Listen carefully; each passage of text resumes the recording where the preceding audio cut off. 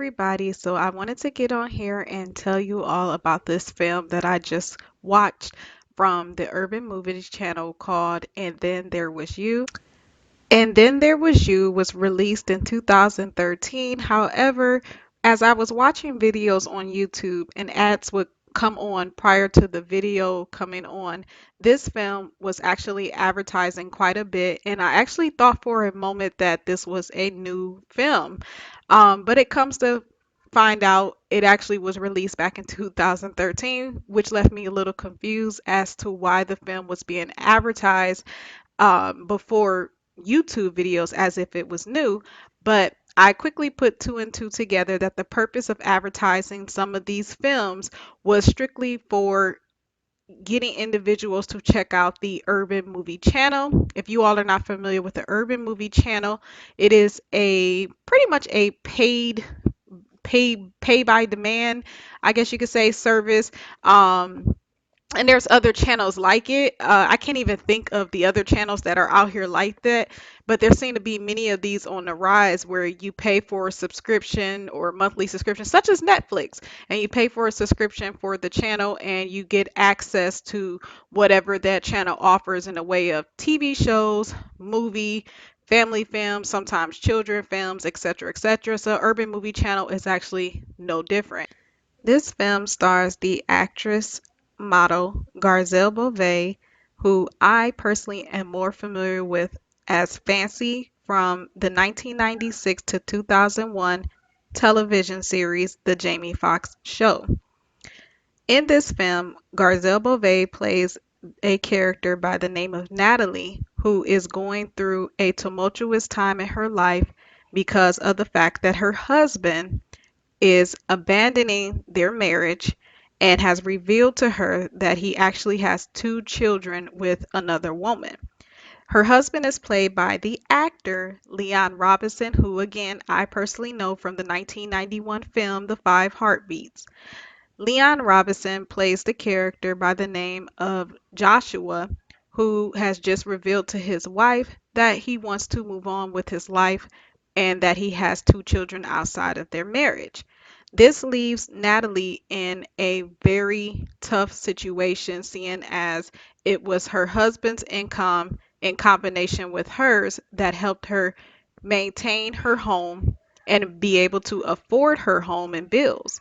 However, once Joshua decides that he no longer wants to be married to Natalie, Natalie struggles to keep the house and soon puts her home up for sale. So, in order to sell her home, Natalie realizes she has a few things in the house and on the outside that needs to be repaired. So, Natalie ends up hiring a repairman by the name of Daryl, who is played by the actor Brian J. White. Now, many of us know Brian J. White from a cluster of films as well as television shows.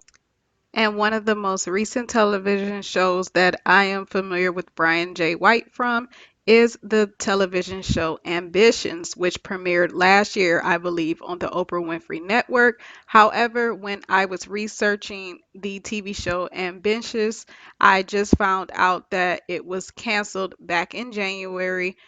Nonetheless, the character Darrell falls very quickly for Natalie, and soon Natalie learns that Darrell has a wife by the name of Sophia, who is played by the actress Lynn Whitfield.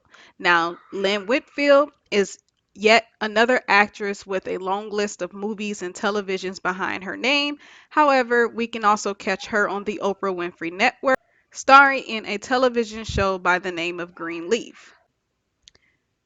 Natalie also has a neighbor by the name of Corinth, who is played by the actor Greg Vaughn. Some of you may be familiar with the actor Greg Vaughn because he played the character Lucky on the soap opera General Hospital. Most recently, he has been playing a character from one of our favorite television shows here on this channel, Queen Sugar. Natalie babysits her neighbor Corinth's daughter from time to time because he is a single father and works full time. So without making this video too long, basically in this film, Natalie is divorcing from Joshua, forced to sell her home. hires Darrell as a handyman, and soon an attraction begins to develop between Darrell and Natalie. However, Sophia learns of the fact that Natalie is the other woman, even though Sophia herself has been engaging in other activities with other men. And Darrell is fully aware of this. But what we learn is that Darrell and Sophia are basically in an open relationship, but they are very unhappy with one another. However, Sophia, in order to prevent, I guess, Natalie from becoming like her, reveals to Natalie that Darrell is kind of living a double life because of the fact that he too has women just as much as Sophia has other men. What I like about this film that is really opposite from a lot of films that I've seen that has to do with a woman leaving a very unhealthy relationship or being abandoned by her significant other.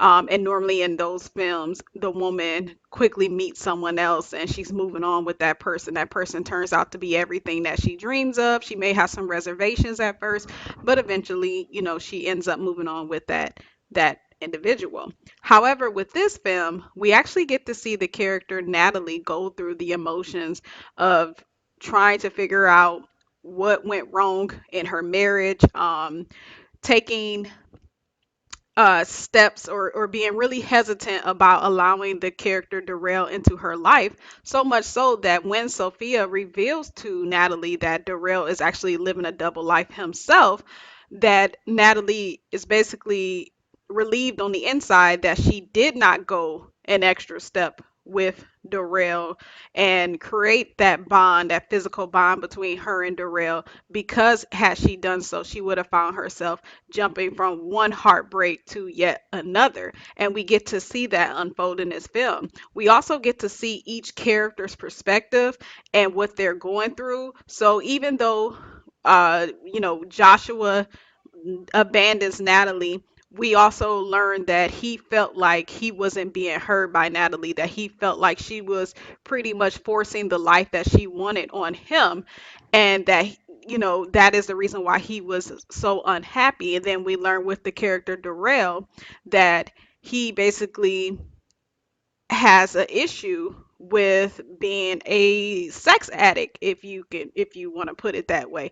Then we learn that the wife of Darrell, Sophia, always just wanted the character Darrell to be completely with her, and that she allowed him to have other women and live out his sexual fantasies just to keep him in the marriage, but only to discover that even after all of that, even after going out her way to make him happy in that way, she was still ultimately unhappy. She was stepping out on the marriage because of that reason, and the marriage still fell apart in the end.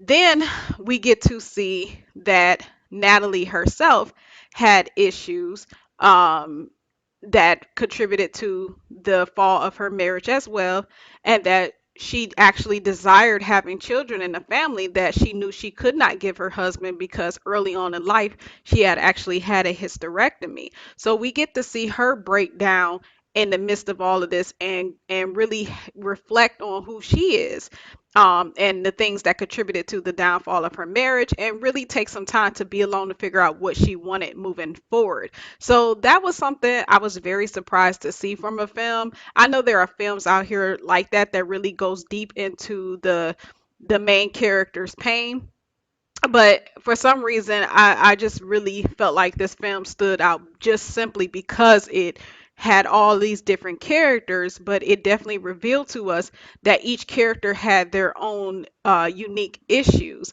and how they were trying to lean on each other in order to get through those issues, kind of like a codependency, instead of taking time out to get help for whatever they were going through. So ultimately, Natalie recognized that Darrell, while he did have his issues, she felt like she couldn't judge him because it's not like they were in a relationship or anything. But she did make it clear that, she did not see herself with him. And Darrell ended up, I guess, leaving his wife, Sophia. However, he was not going to be with Natalie clearly. So in the end, Natalie ends up with her neighbor, which seems like from the beginning that is the way it should have been. But to be honest, what I felt like was that this film did a good job with getting to that point, because had she just got with her neighbor from the jump, she would have been carrying all of that baggage from prior relationships, especially from her marriage, into that situation.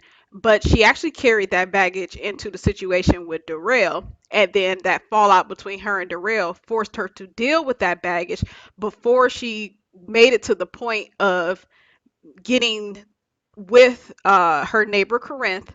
And then Corinth basically revealing that he wanted to be with her in that way. And even though there was still some hesitation on her behalf, I felt like she had came a long way to unpack her hurt and her pain, so that by the time that offer came from Corinth, she didn't allow it to be too late to accept it. And after doing some more self-reflection, she was ready to receive Corinth's love, which seemed, his, I guess you could call it love or whatever the case may be. She was able to accept it. And I don't think she would have been able to accept it had he came into her life far too soon after that breakup between her and her husband. Um, I also think it worked out wonderfully because of the fact that Corinth is a single father, and she is very familiar with his daughter, and he trusts her clearly with his daughter because she had been the one watching his daughter during the times he would be at work. So I felt like it was supposed to be that way, but I like the fact that it took a while to get to that point of the movie, because clearly Natalie had to deal with her own issues before she could get to that point. And again, that's why I really like this film. So anyway, you all let me know what you think about it in the comment section. Let me know if you've seen it. Let me know if you're interested in seeing it. But again, I would definitely recommend watching this film as a stay at home film or a quarantine film. If you have nothing else to do, I don't recommend watching it while your children are in the room with you, because it is really an adult film. Definitely just something to kick back and watch at night. Doesn't require much critical thinking, but it is a great example of why, when we come out of these long-term relationships or marriages, we have to take time to heal, because when the right one does come along, when that healthy relationship or that healthy love or that healthy person comes along and wants to give us what we truly deserve, we have to be in a position of wholeness to be able to accept it. So that's it, y'all. Peace.